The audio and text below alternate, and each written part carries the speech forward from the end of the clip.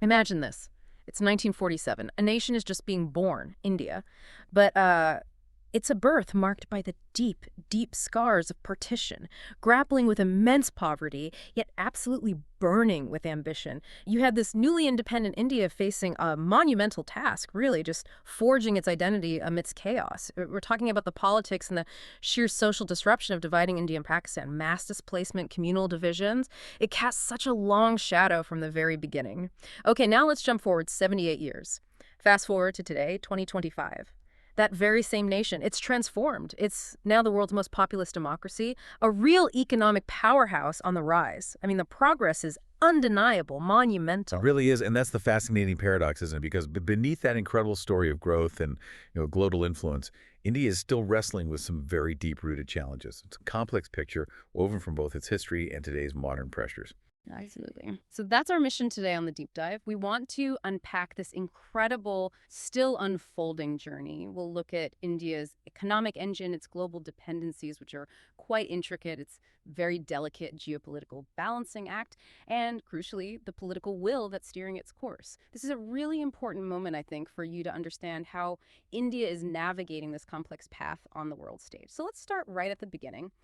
Forging the nation, how did India's economic story begin after independence? It started with a distinct philosophy, right? Those initial policies, they were rooted in the Nehruvian socialist vision, focusing on self-reliance, social justice, trying to lift people out of poverty, all within a mixed economy. But the results, well, they were slow. Growth was pretty fragile initially. What was it about that approach that maybe held things back a bit? That's a really key question. Yeah. While the philosophy was clear self-reliance, social justice, it Yeah. perhaps prioritized that self-reliance to a point where it somewhat limited external engagement and competition. The real pivot, the big turning point, definitely came with the economic liberalization wave in the early 1990s. That's when India truly opened up its economy, shed some of those protectionist layers, and we saw growth just take off. We're talking rates hitting 8, even 9% annually sometimes. Wow. It was a massive shift, both philosophically and practically. It just unlocked so much potential. And you can see that momentum carrying right through into the 21st century. We've seen what you could really call revolutions. Take the digital revolution, the IT and BPM sector, outsourcing tech services. It's become a huge growth catalyst for the Indian economy. Hiring in that sector was up, 16% year on year just recently. It's remarkable. And India's not stopping. There's the India AI mission, a huge initiative, over $1 billion invested, aiming for the first made-in-India GPUs graphics processing units. They want tech demos by the end of this year, 2025, and full production readiness maybe by 2029. That's a big ambition. It really is. Shows a focus on future tech. And then there's this quieter, but just as profound, defense revolution. India's pushing hard on defense indigenization with its Make in India initiative. Think about it. A nation that used to rely heavily on imports is now aiming to build its own warships, its own fighter jets. Right, reducing dependency. Exactly. The goal is clear. Less reliance on foreign suppliers, more self-reliance. And this isn't just about hardware, it's about strategic autonomy. Positioning India as a net security provider in the Indian Ocean region. That's a powerful statement, backed by, its growing naval power and these ongoing sea trials. A significant strategic shift. Okay, so let's zoom in on the economic pulse today. Because you have this impressive growth alongside these really persistent challenges. India's GDP growth forecast for 2025, around 6.2%, maybe even higher, according to some industry groups like FICCI.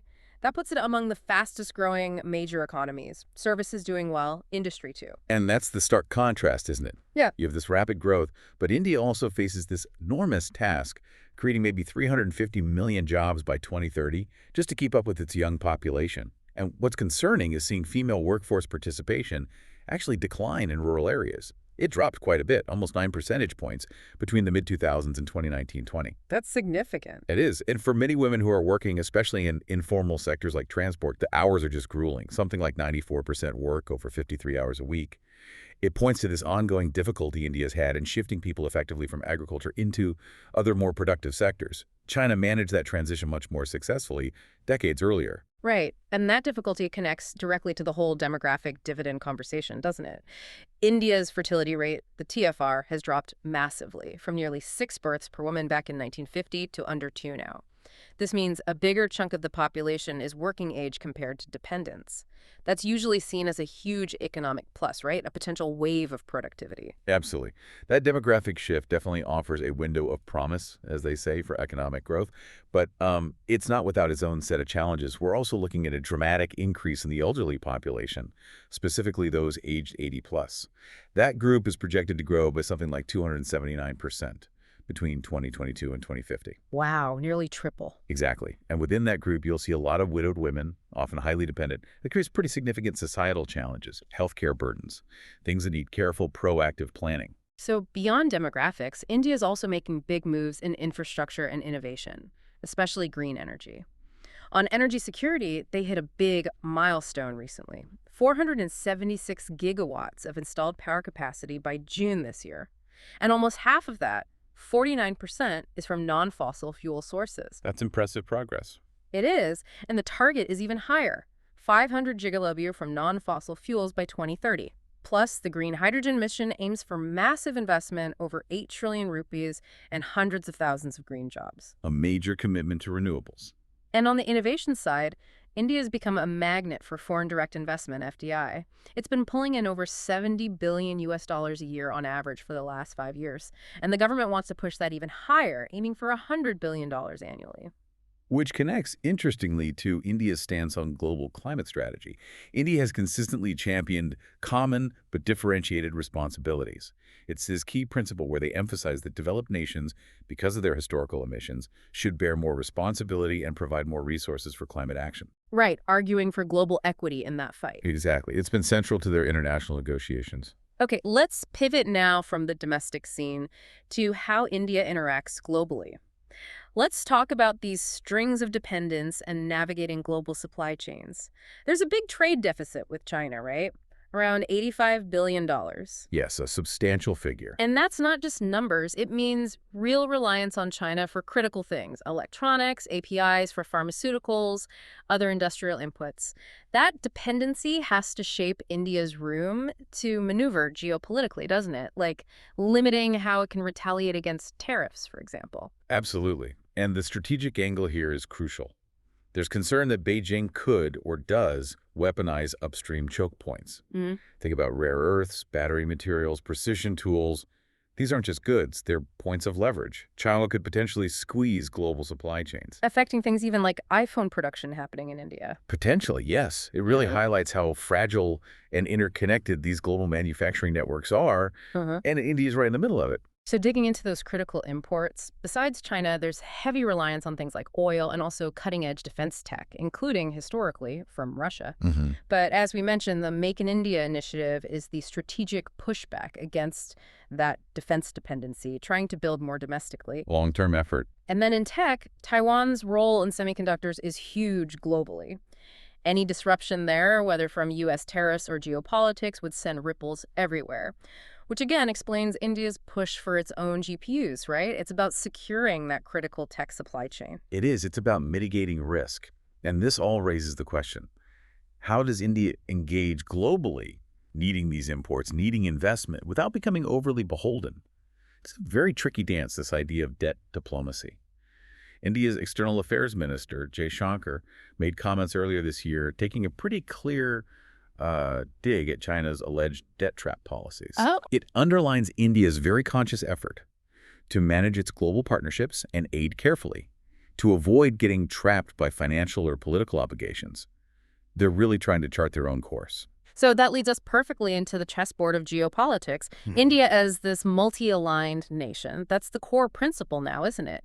It evolved from non-alignment during the Cold War to something more like strategic autonomy or multi-alignment today. That's right. And in practice, that means a refusal to join formal military alliances. Primarily, yes.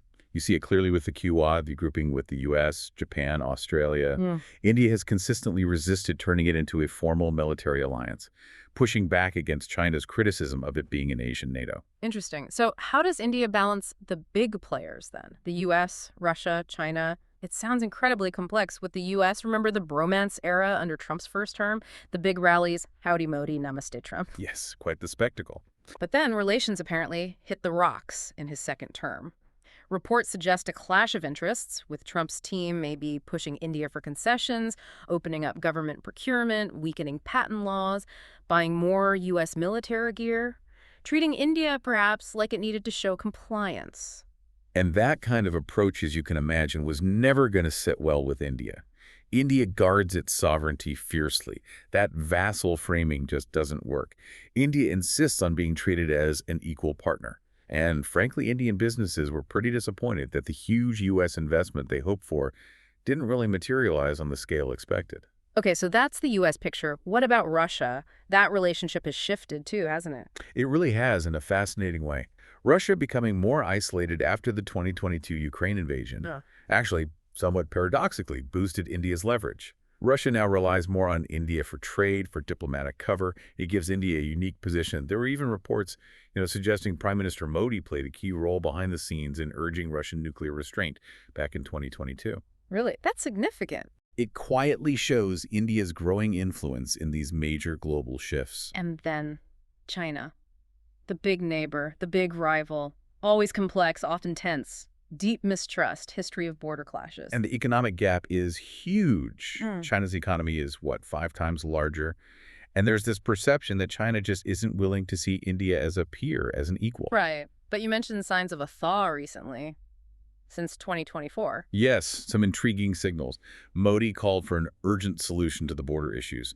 China finally sent a new ambassador after a long gap, 18 months. And importantly, there was an agreement in October 2024 on patrolling arrangements in some of those really sensitive border areas, like Depsang and Demchok. That sounds like progress. It does, and Chinese media started using words like thaw, restart, even calling for mutual empowerment. Yeah. Dragon-elephant tango.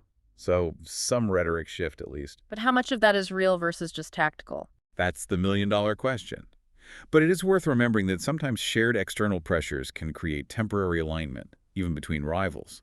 For instance, pressure from the Trump administration seemed to push both India and China to coordinate a bit on things like oil trade, sanctions, pushing for multipolarity at forums like BRICS and the G20.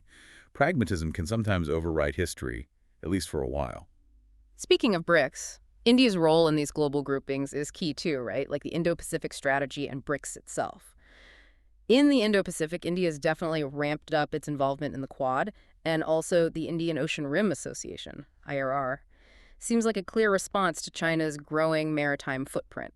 The Belt and Road South China Sea claims. Absolutely. It's about balancing China's influence in its maritime neighborhood. And BRICS. Originally Brazil, Russia, India, China, South Africa. Founded back in 2009 to kind of counterbalance the West, reduce dollar dependence. Yes, promoting multipolarity. And it's grown. Egypt, Ethiopia, Saudi Arabia, UAE, Iran joined in January 2024. Right, the BRICS Plus expansion. Yeah. And that expanded group now includes 6 of the world's top 10 oil producers, controlling about 30% of global output. That's significant clout. It certainly increases its economic weight. But it's crucial to see the different motivations within BRICS. While they share a goal of accumulating capabilities relative to the West, individual members have their own agendas. Russia sees it as deepening its Eurasian influence. Brazil and South Africa hope it minimizes global South divisions. And critically, within the bloc, China and India are still jostling for influence. It's not a monolithic entity. Very complex internal dynamics then. Okay, let's shift focus slightly to defense and security specifics. Modernization is a big theme. We mentioned the naval sea trials demonstrating growing power, and Make in India driving domestic defense production to cut reliance on imports, especially from Russia. Although Russia does remain a partner for certain high-end technologies India doesn't produce yet, it's not a complete break. Got it. And the border tensions with China. You mentioned the recent agreements on patrolling. Yes, those agreements in areas like Depsang and Demchok show tangible efforts at de-escalation. It suggests a pragmatic approach to managing those flashpoints. But the underlying tensions, the mistrust, that remains very real. It's management, not resolution at this stage. And there's another frontier, cyber warfare. The U.S. FBI director warned about China's capabilities, targeting civilian infrastructure even, to cause panic. That's a global threat. The major concern, yes. And it ties back to India's push for tech self-reliance, doesn't it? The AI mission, the domestic GPUs. It's about digital sovereignty as national security. Precisely. Securing the digital domain is critical now. Okay, finally, let's look at political will. Governance, the people's voice, how do these shape India's direction? The 2024 elections changed the landscape. The ruling BJP now needs coalition partners, TDP, JDU. That means Prime Minister Modi has to operate differently, right? Yes, for the first time since 2014, really. Observers expect a more consultative, deliberative, and inclusive approach. Coalition politics demands it. And that could affect policy, like maybe deferring big initiatives like the Uniform Civil Code that need broader buy-in. It could, yes. It highlights an ongoing challenge in Indian governance. Policymaking has often been incremental, sometimes reactive, leading to reversals that can hinder development. This new coalition dynamic might force more consultation, which could be good, but the fundamental challenge of building consensus and ensuring effective governance capacity remains. And you can't discount public sentiment in India's democracy. It's powerful. Look at the Congress Party's resurgence in 2024, nearly doubling its seats. It shows the voters' voice can really shift the political ground. Definitely. Promises on things like financial aid for the poor, jobs for youth, protecting minorities. These clearly resonated. The ballot box speaks loudly. And it's interesting how domestic concerns feed into global stances, too. Absolutely. Yeah. Prime Minister Modi's firm stance on protecting farmers and fishermen from U.S. trade demands, for example, that directly reflects responding to domestic pressures. Those kinds of decisions play heavily in public opinion and, ultimately, influence elections. It shows that vital link between policy choices and democratic accountability. So, wrapping up this deep dive, it feels like India truly is at a crossroads, a really profound one, balancing this incredible historical legacy with huge economic dreams, juggling complex global ties, and all while listening to the democratic pulse of over 1 billion people. It's an immense balancing act. Which leaves us with the big question, really, for you, the listener, to think about. Can India actually rise to be a self-reliant global leader while holding fast to its democratic ideals? Is that combination achievable? And maybe extending that thought, what will it really take for India to convert all this immense potential into its destiny? Think about its path of strategic autonomy, its unique voice for the global South, its whole approach to this emerging multipolar world. What role do you envision for India in shaping the decades ahead? It's a fascinating trajectory to watch.